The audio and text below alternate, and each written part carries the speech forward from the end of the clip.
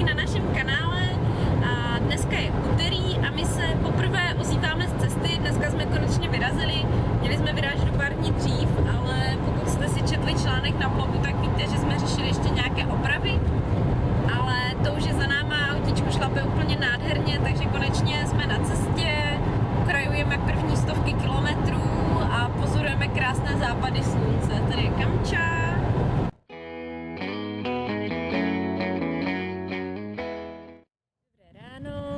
A já vás zdravím tady z Polska. Dneska jsme tady, strávili jsme první noc na cestě tady na této benzínce. Bylo to celkem v pohodě, nebyl ani nějaký jako hrozný hluk, takže dobrý. Jsme asi 20 km od ukrajinských hranic, kam teďka pojedeme, takže držte palce, ať je všechno v pořádku. A jsem velice zvědavá, jak to tam bude vypadat. Na Ukrajině jsme, Kamča byl, já jsem tam teda ještě nebyla. Takže jsem zvědavá, jaký bude rozdíl té reality. Víme z Ukrajiny a konečně jsme přešli hranice, trvalo to asi hodinu, nebo respektive něco málo přes hodinu a to jsme jeli brzo ráno, tudíž nebyl žádný provoz. Museli jsme 3krát otevřít kufr, 3 různí lidi nám tady lezli dovnitř, z toho jeden byl opravdu důkladný a chtěl otevřít různé skříňky. Chodili tady samozřejmě psi, čuchací, takže všechno bylo ale v pořádku a lidi byli celkem milí. Takže my už jsme konečně v Ukrajině a dneska nás čeká cesta ke Kyjevu. Tam bychom měli mít kemp, tak doufáme, že bude otevřený. Jinak budeme muset spát někde zase na benzínce nebo nějak to, tady to háže, takže nějak to vyřešíme. Tak omlouvám se za to, že to trošku skáče, ale jedeme na dvojku po městě. No to nevypadá, protože... to je fakt rozbité. Tady jsou fakt jamy, ale to je jako krásné město, no. Tak Ukrajina, vítejme.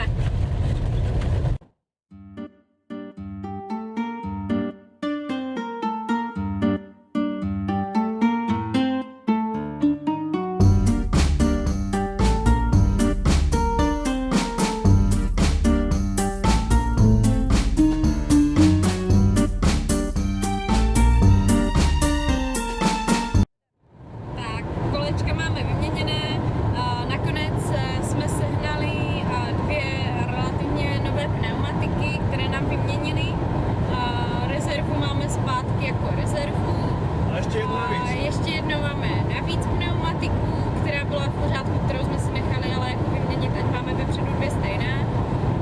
Takže doufáme, že s těmi prasklými gumami už nebude takový problém. My máme na případ nějakých jako menších dír speciální sadu nějakých knotů, které by měly fungovat úplně skvěle, ale samozřejmě jedná se jenom o nějaké propichy, jako třeba od hřebíku nebo něco podobného, ale tady tahle guma, co se nám stalo včera, to bylo totálně prasklé, úplně jako šíleně, takže to bychom nezalepili ani kdybychom dělali nevím co. Ale tak jsme zase na cestě, doufáme, že už jako dneska to bude úspěšnější a míříme už k Rusku. Uvidíme, jestli tam dneska dojedeme, je to nějakých, teď se dívám, 609 kilometrů. Takže uvidíme, jak hranice to tam blíž, to tak 500. Jo, hranice jsou trošku blíž, vlastně to máme už nastavené do města za hranicemi. Jinak doufáme, že dneska už budeme spát na nějakém lepším místě, protože my jsme dneska v noci spali u toho pneuservisu, kde nám měnili ty gumy. A bylo to vlastně hnedka vedle dálnice, takže jsme se vůbec nevyspali, pořád jenom kamiony, trouby a kde co, takže úplně šílené. Takže doufám, že už konečně se dostaneme někam do přírody, kde se pořádně vyspíme. Vrátíme se do Kyjeva, do hlavního města Ukrajiny, takže tady už to začíná vypadat všechno trošku líp, lepší cesta, lepší auta, lepší domy. Je to takový trošku jiný svět, než na tom druhém konci. Tak se...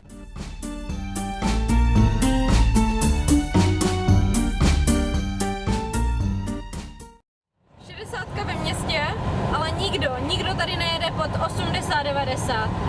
Prostě klasika.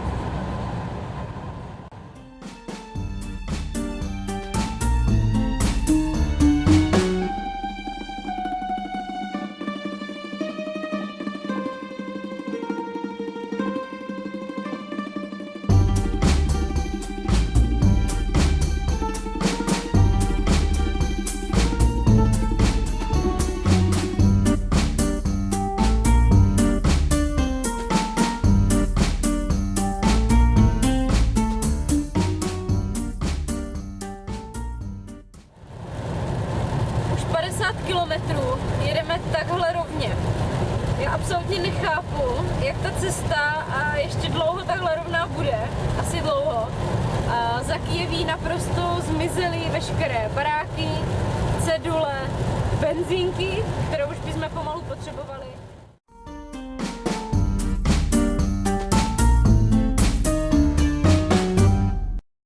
Uprostřed Ukrajiny. Kdybyste jako chtěli vidět, jak vypadá takové jako sprchování na cestě. Máme takovou speciální takovou tlakovou sprchu, kdy vlastně tady tímto já si dávkuju a ohřáli jsme si vodu v hrnci. A tady se to, takto se to natlakuje hezky. Normálně v naší kuchyňce jsme si ohřáli vodu a sprcha má i takový teploměr, takže ukážete, má to krásných příjemných 40 stupňů.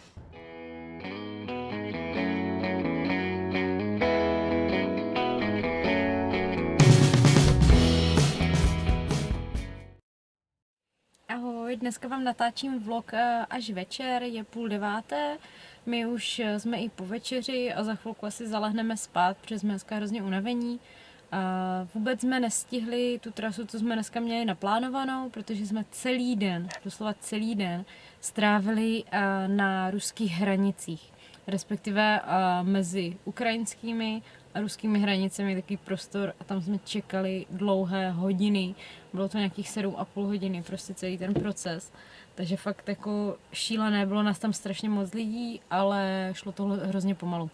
Tam procházelo asi 5 aut za hodinu a to kvůli tomu, že každé auto detailně prohledávají, takže všechno vyskládat ven.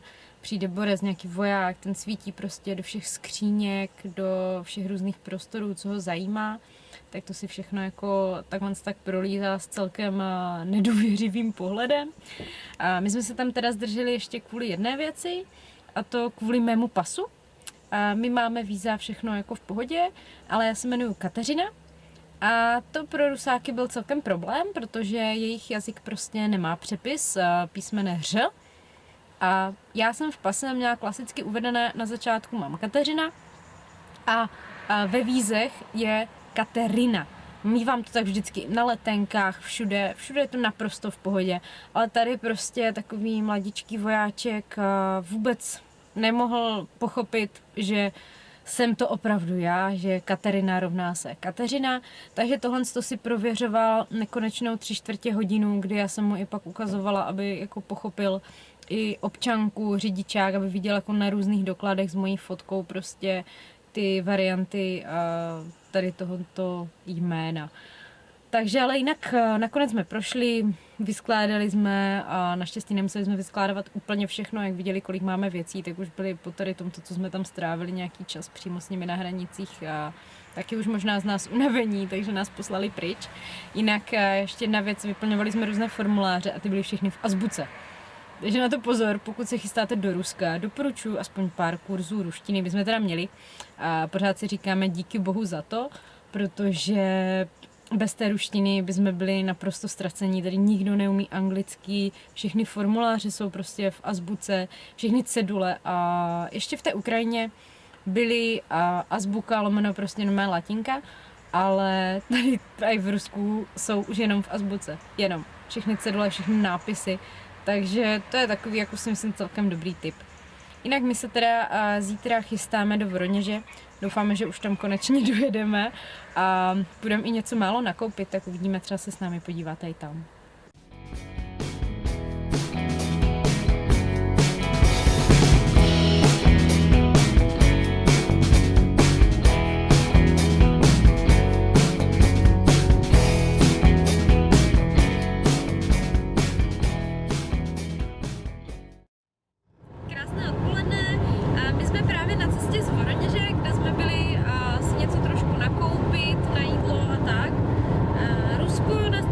Překvapilo zatím.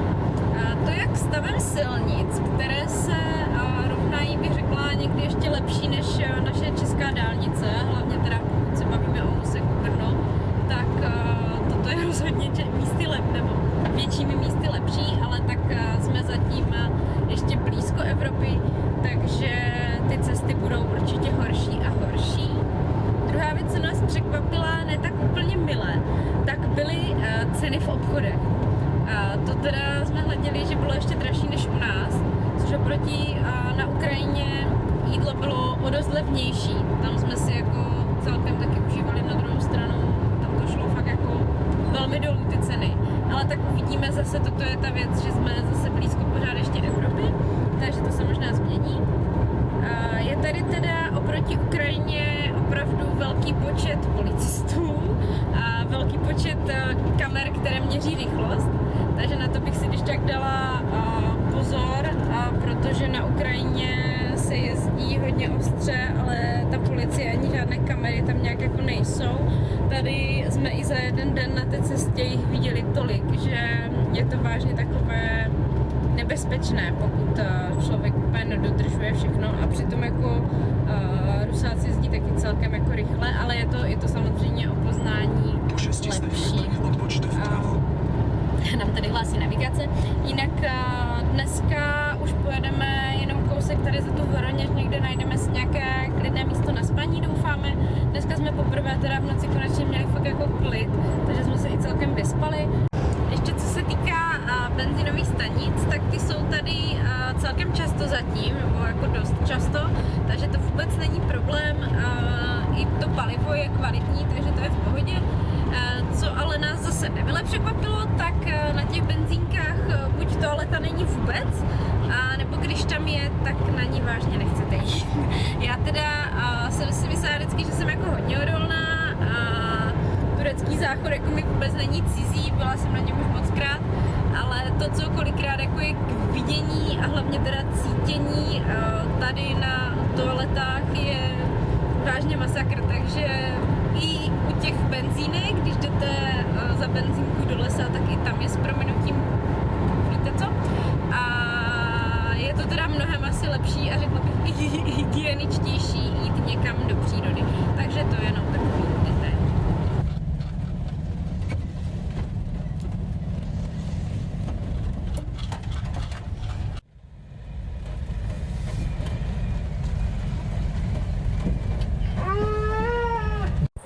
Tak krásnou neděli vám přeji. My jsme se dneska přesunuli k městečku nebo za město Saratov. Tady můžete teďka vidět, už jsme si konečně i něco málo vyprali. A nám se podařilo najít celkem takové, aspoň jsme si mysleli, že je to celkem klidné místo. Já se teda omlouvám, že vám natáčím to až takhle tak pozdě večer, že už jako možná trošku nebude úplně dobré světlo. Ale my jsme tady na parkovišti u nějaké svaté vody. A říkali jsme si, že tady jako, byli jsme tady v kolik? Zhruba v 7 jsme přijeli a říkali jsme si, že půl hodiny tady určitě nikdo nebude. Je 9, no po 9, něco málo a pořád tady jezdí auta. Teďka za mnou vidíte, že je tam jedno. Bylo jich tady jako za tu dobu, co jsme tady se vystřídalo, bych řekla, tak 200 lidí zhruba. A já vám půjdu ukázat, jak to tady na té svaté vodě vypadá. Jinak dneska tady zase strašně stouply teploty oproti ostatním dní, kdy bylo relativně i zima, tak prostě dneska se strašně oteplilo. Já se ještě teda jednou omlouvám, je strašná tady tma, ale já projdu takovým kouskem lesíčkem a už to bude lepší. No, oteplilo se, nevím, jak je teda v Česku, takže doufám, že za pár dní to už bude zase lepší, protože v autě bez klimatizace je to celkem sranda. Takže tady vidíte takový nějaký malý kostelíček. A tady dole je nějaká ta jejich svatá voda, co jsme už jako pozjišťovali. My jsme si teda jí spoustu nabrali do auta, tak doufám, že to bude všechno v pohodě.